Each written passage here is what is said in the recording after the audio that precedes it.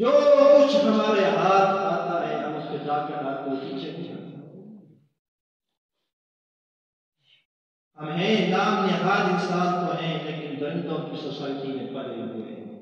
وہ اقبال نے کہا نا وہ فریب خدا شاہین جو پلا ہو کرگسوں میں، وہ فریب خدا شاہین جو پلا ہو کرگسوں میں، اسے کیا خبر راہ رسم شہبازی. کرگس گدھ کو بولتے ہیں. شاہین پاک صاف پرندہ ہوتا ہے جو اپنا کیا ہوا شکار کھاتا ہے، کسی کا مارا ہوا نہیں لیتا، مردار نہیں کھاتا. یہ گدھ یہ تو ہر چیز جہاں سے ملی اٹھا کے کھا لی. تو اقبال کہتا ہے وہ فریب خوردہ شاہین جو پلا ہو کر گسوں میں، وہ شاہین جو گدھوں کی سوسائٹی کے اندر پل بڑھ کے جوان ہوا، اسے کیا خبر کہ راہ رسم شہبازی کیا ہوتی ہے، شاہین کیا ہوتا ہے، شاہین ہونے کے اصول کیا ہے، ضوابط کیا ہے، اسے کوئی خبر نہیں. آج ہم انسان تو ہیں لیکن درندوں کی سوسائٹی میں پلے ہوئے ہیں. ہمیں کوئی خبر نہیں انسانیت کیا ہوتی ہے. اور ہم اسی شعر میں تھوڑی سی ترمیم کر کے وہ فریب خوردہ بابو جو پلا ہو گیا یارویں میں، وہ فریب خوردہ ملا جو پلا ہو 40ویں میں، تیجے میں، ساتویں میں، اسے کیا خبر راہ رسم سرفروشی، اسے کیا پتا سر کٹانا کسے کہتے ہیں. وہ تو تیجا کھانا جانتا ہے، وہ تو 40واں جمراتا کھانا جانتا ہے، وہ تو 11ویں شریف کھانا جانتا ہے. اسے کیا پتا میدان بدر میں جا کے سر کٹایا کیسے جاتا ہے، اسے کیا پتا مکہ کے دورائے پہ تو لخت کیسے ہوا جاتا ہے، اسے کیا خبر لاش کے 11 ٹکڑے کیسے کرائے جاتے ہیں، اسے کیا خبر بموں سے اپنے آپ کو کیسے اڑایا جاتا ہے. وہ تو ساری زندگی مریدوں کی جیب پہ نظر ہوتی ہے، کوئی بہانہ ہو کسی بہانے سے اس کی جیب تک رات پہنچ جائے. تیجا بھی بہانا، 40واں بھی بہانا، جمعراتیں بھی بہانا، سالانہ بھی بہانا، 11ویں بھی بہانا. ان سارے بہانوں سے امت کو لوٹا جا رہا ہے. اور پھر کہتے ہیں ہم عاشق رسول ہیں. میں عاشق رسول کیسے مانوں، میں تو ایسے درندوں کو انسان تک بھی نہیں سمجھتا.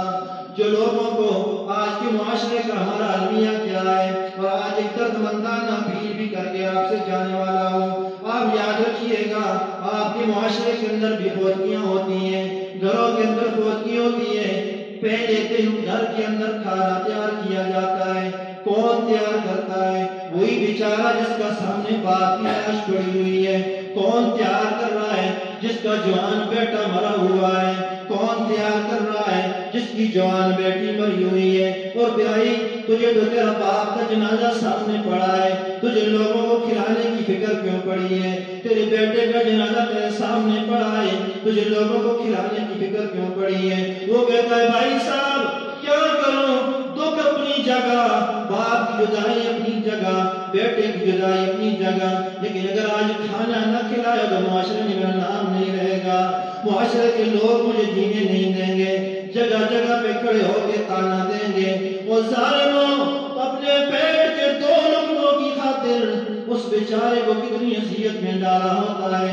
وہ اپنے باپ کی جدائی بھول کر تجھے تیرے تانوں سے بچنے کی کوشش کر رہا ہوتا ہے. خدا اس رسم کو ختم کیجیے. میں اب جگہ پر بھی کہا کرتا ہوں، دیکھیے 4-5 بندے گھر کے اندر ہوتے ہیں، اس گھر کے مہمان بھی ہوتے ہیں. آپ محلے والے 200 300 400 بندے ہیں. یہ 4 بندے 400 کو کھانا کھلائیں یہ مشکل ہے، یا 400 مل کر ان 4 بندوں کو کھانا کھلانا مشکل ہے؟ اگر آپ یہ کوشش کریں نا کہ محلے والے مل کر ان کے کھانے کا انتظام کر دیں تاکہ یہ بیچارے اپنے ان کے دکھ اور درد میں بھی آپ شریک ہو جائیں، تو یہ زیادہ بہتر ہے کہ آپ اپنا پیٹ لے کر آ جائیں. 2 وقت کھانا نہیں کھائے، ضرور جا کے سارا کام کرنا ہے. بریانی ہوگی، بیگ آئے گی، خیرات ہوگی، یہ سب کچھ ہوگا، میں نے وہیں پہ جا کے کھانا ہے. خدا اپنے آپ کو. ایک بات اور بھی اس کے ذمہ میں عرض کرتا چلوں، ہمارے ہاں اصالہ ثواب کے لیے ایک بات پکی ہو چکی ہے کہ تیجا ہے تب بھی دیکھ پکائی جائے گی، جمعرات آئے گی تب بھی ختم اٹھائے گوشت کھلاؤ. 40واں آیا تب بھی ختم بٹھا دو دیگیں پکاؤ، سال پورا ہوا تب بھی ختم بٹھاؤ تو دیگیں پکاؤ۔ اب کھانے کے سوا کسی اور چیز میں اشارے ثواب ہے ہی نہیں، اشارے ثواب کو ہم نے بریانی کی دیگ کے اندر بند کر دیا، لیکن اشارے ثواب بریانی کی دیگ کے اندر بند نہیں ہے۔ کھانے کھلانے سے باہر آئیے، کب تک یوں ہی لوگوں کو کھلاتے رہو گے؟ اور ایک دن کھلا بھی لیے تو کیا ہوگا؟ میں اکثر کہا کرتا ہوں اپنے جانے والوں کے لیے اشارے ثواب کرنا ہے تو وہ کرو، وہ سب کا کرو کہ جو جاری ہے، جس کا ثواب جاری ہے، بجائے اس کے کہ محلے والوں کو 10,000 لگا کر ایک دیگ کھلاؤ، 1,000 مسجد میں لگا دو، آپ کے نام کی اس 1,000 کی 2 اینٹیں آ کے لگ گئیں، 4 اینٹیں لگ گئیں، کوئی مسلح آپ کے نام کا آ گیا، کوئی ٹوپیاں آ گئیں، کوئی قرآن کریم کا نسخہ آ گیا، آپ کے جانے والا تو رنگ آ گیا۔ جب تک یہ اینٹ مسجد کے اندر لگی رہے گی، جس کے اندر آنے والا آ کے نماز پڑھے گا، نماز کا ثواب اس کو پہنچے گا، آنے والا قرآن پڑھے گا، قرآن کا ثواب اس کو پہنچے گا، آنے والا آ کے تہجد پڑھے گا، آپ کی تہجد کا ثواب اس کو پہنچے گا۔ یہ ثواب ایسا ہے کہ جو جاری ساری رہے گا، اور دیگوں والا ثواب کوئی جاری ساری نہیں ہوتا، الٹا باتیں ہوتی ہیں۔ کیا ہوتا ہے؟ بٹ بوٹیاں ملی ہیں کہ نہیں ملیاں، گوشت سے روز کوئی ناسا کہ نہ آسا، بڑی کٹر کتنی بوٹیاں پائیں ناسیاں، چاول مدد پکی دے نہ آسے، بس یہی باتیں ہوں گی، یہی باتیں ہوں گی، سنتے رہتے ہیں آپ، ہم خود سنتے رہتے ہیں، دسترخوان لگا ہوتا ہے، بس یہی تبصرہ ہو رہا ہوتا ہے، گوشت سے روز ہے نہیں ہے، میرے سامنے کتنی بوٹیاں آئی ہیں نہیں آئی ہیں، دعا کے لیے ہاتھ بھی اٹھائے ہوتے ہیں، ساتھ طلب یہ ہوتی ہے میرے سامنے 2 جوڑیاں ہی آ جائیں تو اچھا ہوگا، باقی دعا شعا بھی کچھ نہیں، دعائیں حاصل کرنی ہے۔ تو میں اکثر کہا کرتا ہوں اگر یہی 10,000 کسی غریب کے گھر میں راشن ڈال دو، اس کے چہرے پہ جو مسکراہٹیں آ جائیں گی، یہ آپ کے جانے والے کو جنت کے اندر پہنچا کے چھوڑے۔ لیکن آج ہم نے ایثار ثواب کو صرف اور صرف اپنے صرف ختموں کے اندر بند کر دیا۔ میں قرآن کی برکت کا انکار نہیں کرتا، قرآن پڑھیے، قرآن ضرور پڑھیے، لیکن کس نے کہا کہ صرف 3 دن 4 دن اور جمعرات پھر 40واں اور پھر درمیان میں پورا سال چھٹی؟ کیا آپ کے والد صاحب کو، آپ کے بیٹے کو، آپ کی بیٹی کو درمیان میں جو سال گزر رہا ہے اس میں قرآن کی ضرورت نہیں ہے، اس میں ثواب کی ضرورت نہیں ہے؟ صرف سال کے بعد ایک دن ایک دیگ بس، کیا اس چیز کا پورا سال چل جائے گا؟ ایسا کام کیجئے، روزانہ 3 بار سورہ اخلاص پڑھ کے اس کو اشارے ثواب کر دیجئے۔ ثواب پہنچانا تو اللہ کا کام ہے، آپ کا اخلاص دیکھا جائے گا، آپ کے اخلاص کی ضرورت وہاں پہ ثواب پہنچتا رہے گا۔ اگر آپ نے اخلاص کے ساتھ 10 روپے اپنے جانے والے کے اشارے ثواب کے لیے مسجد میں دے دیے، یہ 10 روپے اس کی بخشش کا ذریعہ بن سکتے ہیں۔ لیکن آج ہم نے الٹا کام کیا ہوا ہے، اس لیے میں نے کہا نا کہ جو لوگ انہی چیزوں کے اندر پلے ہیں، جس کی پرورش 11ویں میں ہوئی ہے، ٹیچے میں ہوئی ہے، 7ویں میں ہوئی ہے، 40ویں میں ہوئی ہے، جماعتیں میں ہوئی ہے، اسے کیا خبر ہے کہ دین کسے کہتے ہیں؟ انہوں نے تو صرف دین کے نام پہ مال بٹورنا سیکھا ہے۔ 2 طبقے ہیں دنیا میں، دین کے نام پر مال کھانے والے اور دین کے نام پر مار کھانے والے۔ تو دین کے نام پر مار کھانے والے بنیے، کیسے؟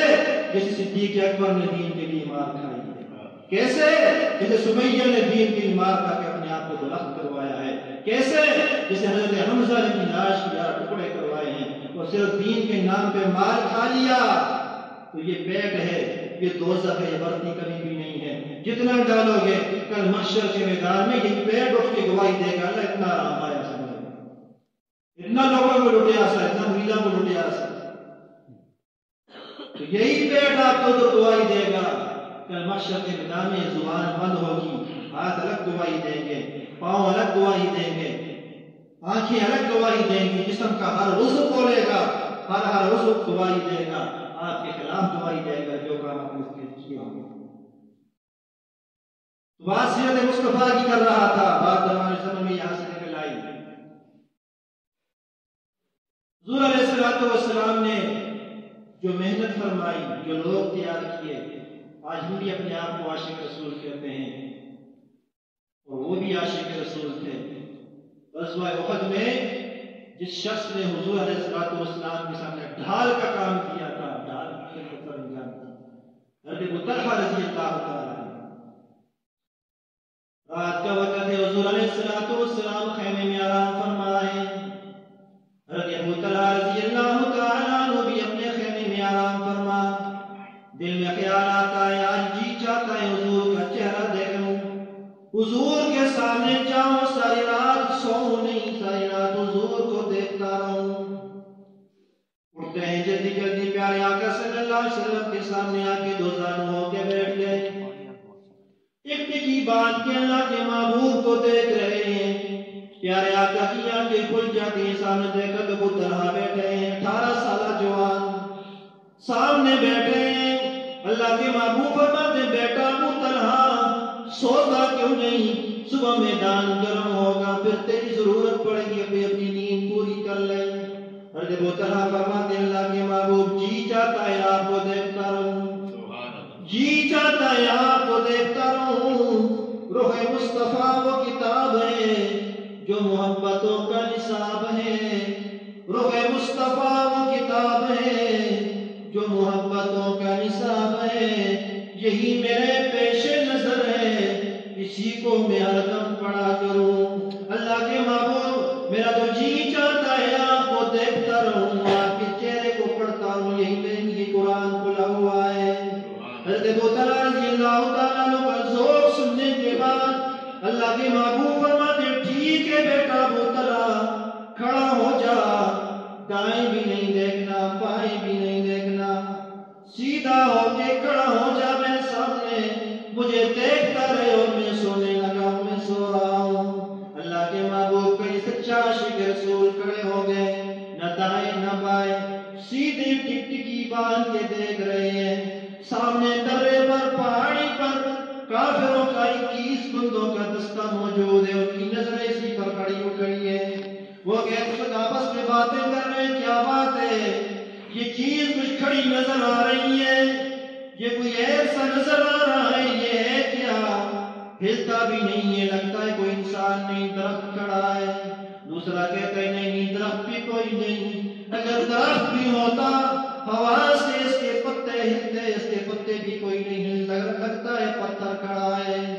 تیسرا بدبخت کہتا ہے لڑتے کیوں ہو، جھگڑتے کیوں ہو، تیر تمہارے پاس ہے، کمانے تمہارے پاس ہے، لگاؤ نہ نشانہ پتہ لگ جائے گا، انسان ہوا تو گر جائے گا، پتھر ہوا تو کھڑا رہ جائے گا۔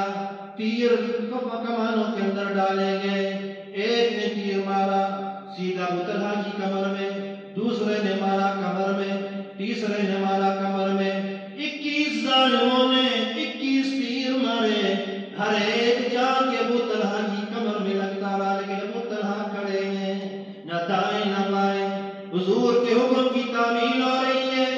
اللہ کے محبوب صلی اللہ علیہ وسلم آرام فرمائے، ابو طلحہ کی کمر سے خون کے فوارے نکل رہے ہیں، پاس میں حضرت بلال جا گئے، فوراً حضرت بلال فرماتے ہیں او ابو طلحہ کیا ہو گیا تجھے، کہاں گم ہو، تیری کمر تیروں سے چھلنی ہو چکی ہے، خون کے فوارے نکل رہے ہیں۔ حضرت ابو طلحہ نے جواب دیا او بلال میں تیر نہیں دیکھ رہا، میں سراج منیر دیکھ رہا ہوں، مجھے تیروں کی کیا پرواہ۔ بلال کیسی باتیں کرتے ہو، میرے سامنے محمد عربی کا چہرہ ہے، میں اس چہرے کے اندر گم ہو چکا ہوں، مجھے دنیا کی پرواہ کوئی نہیں۔ بلال وہ دیکھو نا مصر کے بازار میں، عزیز مصر کے دربار میں، جب مصر کی عورتوں نے جب ان کی نگاہیں سیدنا یوسف علیہ السلام پہ پڑی تھیں تو حضرت یوسف کے حسن میں اس قدر ماں ہو چکی تھی، اس قدر گم ہو چکی تھی، اپنے ہاتھوں سے اپنی چھریاں اپنے ہاتھوں پہ چلا دی تھی، اپنی انگلیاں کاٹ دی تھی، انہیں خبر کوئی نہ ہوئی، کیوں ان کے سامنے یوسف کا حسن تھا، اور بلال ان کے سامنے یوسف کا حسن، انہوں نے اپنے ہاتھ کاٹ دیے، پتہ کوئی نہ چلا، میرے سامنے تو یوسف کے امام کا حسن ہے، مجھے کیسے پتہ چلے گا۔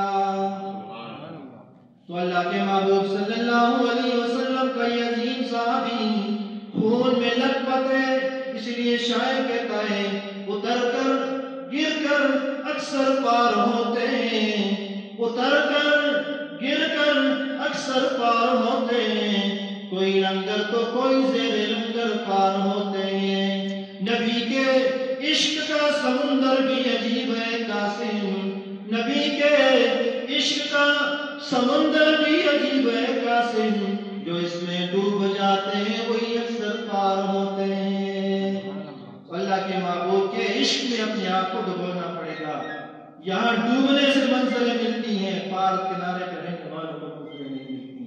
تو انہوں نے عشق رسالت کا دعویٰ کیا، اسے سچا کر دکھایا۔ میں اور آپ نماز میں کھڑے ہوں، ہمیں دائیں کھجلی ہوتی ہے، کبھی بائیں کھجلی ہوتی ہے، کبھی ٹوپی ٹھیک کرتے ہیں، کبھی کیا، اور وہ اللہ کے محبوب کا سچا عاشق نماز میں نہیں، دیدار مصطفیٰ میں کھڑا ہے، اور مچھر نہیں کاٹ رہے، تیر اس کی پشت میں آ کے لگے ہیں، اسے اتنا بھی پتہ نہ چلا کہ میری کمر میں 21 تیر آ کے لگ چکے ہیں۔ وہ جذبہ، وہ عشق، وہ بنانا پڑے گا۔ جس دن وہ جذبہ اور عشق ہمیں مل جائے گا، پھر ہمارا کام بن جائے گا۔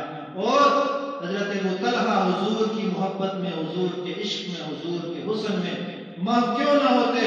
حضور کا حسن تھا ہی ایسا، حضور کا پیار ہو چہرہ تھا ہی ایسا، جس کو کسی شاعر نے یوں کہا نا، سونے پاک محمد دی لوگ شان نرانی ہے، سونے پاک محمد دی لوگ شان نرانی ہے، کہ سجدیے سونے دے منڈے کملی میں کانی ہے، قربان میں زلفاں تو مخمور دیا کیاں دو، دند چمبے دیا گلیاں نے ہونٹ شفق دلانی ہے، وہ کہ میری سے کر سکتا آسمان کا چند کو، آسمان کے چاند کو میرے آقا کے حسن سے کیا مناسبت۔ حضرت جعفر رضی اللہ تعالیٰ عنہ فرماتے ہیں، ایک شب 14ویں رات کا چاند آسمان کے دامن میں چمک رہا ہے، میری نگاہیں پڑتی ہیں، دل میں خیال آتا ہے چاند کا چہرہ زیادہ حسین ہے یا میرے آقا کا چہرہ زیادہ حسین ہے۔ دوڑتے ہوئے اللہ کے محبوب صلی اللہ علیہ وسلم کی خدمت میں آپ پہنچتے ہیں، حضور کے چہرے کی طرف دیکھتے ہیں، پھر آسمان کے دامن میں، پھر حضور کے چہرے کو، پھر آسمان کی طرف۔ حضور فرماتے ہیں جابر کیا ہو گیا، کیا دیکھ رہے ہو؟ حضرت جابر فرماتے ہیں اللہ کے محبوب دیکھ رہا ہوں آسمان کا چاند زیادہ خوبصورت ہے یا آپ کا چہرہ زیادہ خوبصورت ہے؟ فرمایا جابر کس نتیجے پر پہنچے ہو، کیا نتیجہ نکالتے ہو؟ حضرت جابر فرماتے ہیں اللہ کے محبوب آسمان کا چاند بھی آپ کے حسن و جمال کا مقابلہ نہیں کر سکتا، کہ میری سے کر سکتا آسمان کا چند لوگو، سونی صورت سونے کی ساری دنیا متوالی ہے، میرا سونا جدوں ہنسے ادوں کھل دیا کلیاں نے، وہ بولت جو نکلے لڑی موتیاں والی ہے، اور موتیوں کی لڑی کیا دلا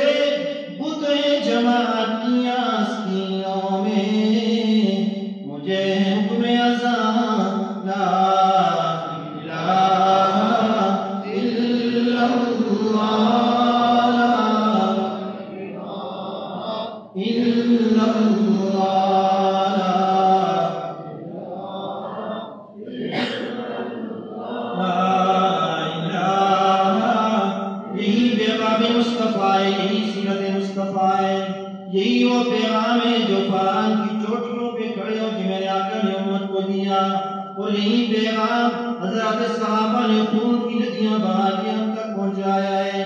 اللہ کے سوا معبود کوئی نہیں، اللہ کے سوا مسجود کوئی نہیں، اللہ کے سوا کارساز کوئی نہیں، اللہ کے سوا دستگیر کوئی نہیں، اللہ کے سوا حاجت روا کوئی نہیں، اللہ کے سوا بیٹے بیٹیاں دینے والا کوئی نہیں، اللہ کے سوا بیڑیاں پار لگانے والا کوئی نہیں، اللہ کے سوا مشکلیں آسان کرنے والا کوئی نہیں۔ آج مسجد میں بیٹھ کر اللہ سے یاد کر رہے ہو، اللہ تیرے سوا معبود کوئی نہیں، تیرے سوا مسجود کوئی نہیں، تیرے سوا ہر جگہ موجود کوئی نہیں، لیکن جب مسجد سے باہر جائیں گے یہی عقیدہ نظریہ لے کے جانا ہے۔ یہ نہ ہوئے کہ پاپی کو دے بابا کین کو کوڑ دے دے پتر کین گڑا دی روڑی دے دے پتر نہیں جوڑی، نا نا نا نا، یہاں بھی اللہ معبود ہے، گھر سے باہر بھی اللہ معبود ہے، مسجد کے اندر بھی بیٹے دینے والا اللہ ہے، مسجد سے باہر جاؤ گے بیٹے دینے والا اللہ ہے، مسجد کے اندر بیٹھے ہو بیڑیاں پار لگانے والا اللہ ہے، مسجد کے باہر جاؤ گے تب بھی بیڑیاں پار لگانے والا اللہ ہے۔ یہی وہ پیغام مصطفیٰ ہے، یہی سیرت مصطفیٰ کا سب سے حسین درس ہے۔ انسانی جبین در در کے سجدوں سے ہٹ گئے، اللہ کے در پر آ جائے۔ اور اللہ کے محبوب صلی اللہ علیہ وسلم نے اسی بات کو اسی پر محنت فرمائی، حضرت صحابہ نے اسی پر محنت فرمائی۔ یہی میرے آقا کی 23 سالہ زندگی دور نبوت کا خلاصہ ہے، کیا کہ انسانی جبین در در کے سجدوں کو چھوڑ کر آپ کہیں گے، لوگ کہتے ہیں ہم تو اللہ کو مانتے ہیں، ہم تو اللہ کو مانتے ہیں، ان سے اس لیے کہتے ہیں اللہ ہماری ڈائریکٹ سنتا نہیں، ان کو آگے ہم سفارشی بناتے ہیں۔ یہی عقیدہ نظریہ تو مشرکین مکہ کا بھی تھا، اللہ کو تو وہ بھی مانتے تھے، قرآن بھائی جہاں جہاں کا اللہ فرماتے ہیں اب ان سے پوچھئے زمین و آسمان کو پیدا کرنے والا کون ہے، تو لَيَقُولُنَّ اللَّهُ، یہ کہیں کہ زمین و آسمان کو پیدا کرنے والا اللہ ہے۔ کون کہے گا؟ مشرک بھی مانتا تھا اللہ ہے، لیکن 360 کو بھی ساتھ مانتا تھا۔ انہوں نے تو 360 کا مان ہم تو ہزاروں بنا دیے ہیں، ہر ایک نے اپنا اپنا بابا رکھا ہے۔ تو ان باتوں سے اپنے آپ کو نکالنا ہوگا، توحید کے دامن میں اپنے آپ کو لانا ہوگا۔ میرے آقا کی سیرت بھی نرالی ہے، میرے آقا کی صورت بھی نرالی ہے، میرے آقا کا کردار بھی نرالا ہے، میرے آقا کے اخلاق بھی نرالے ہیں، میرے آقا کی ساری حیات طیبہ نرالی ہے۔ آخری باتیں ہیں، کچھ اشعار ہیں۔ اس جیسا کوئی اب تک نہ ہوا، اس جیسا کوئی ہوگا بھی نہیں، اس کمبل پوش پہ میں قربان، صورت بھی حسین سیرت بھی حسین۔ جو میرے آقا کی صورت کو حسین ماننے والا ہاتھ اوپر کریں، سبحان اللہ، میرے آقا کی صورت کو حسین ماننے والے ہاتھ اوپر کریں، ابھی ہاتھ نیچے نہیں کرنا۔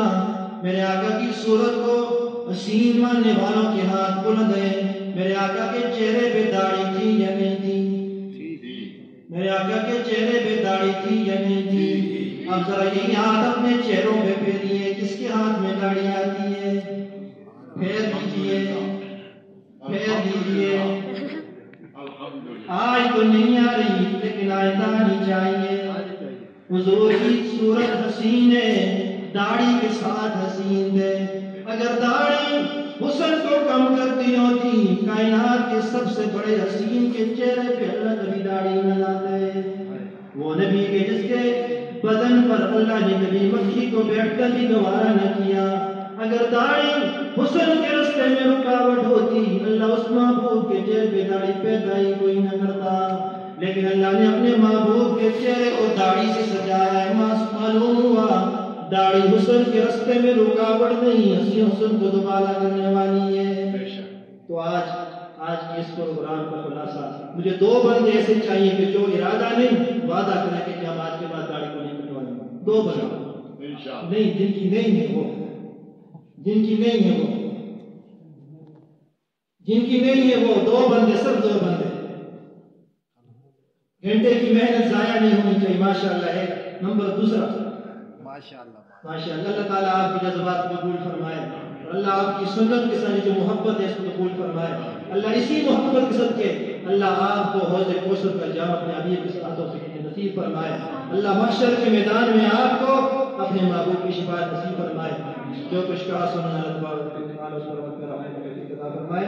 وآخر دعوانا الحمدللہ رب العالمین.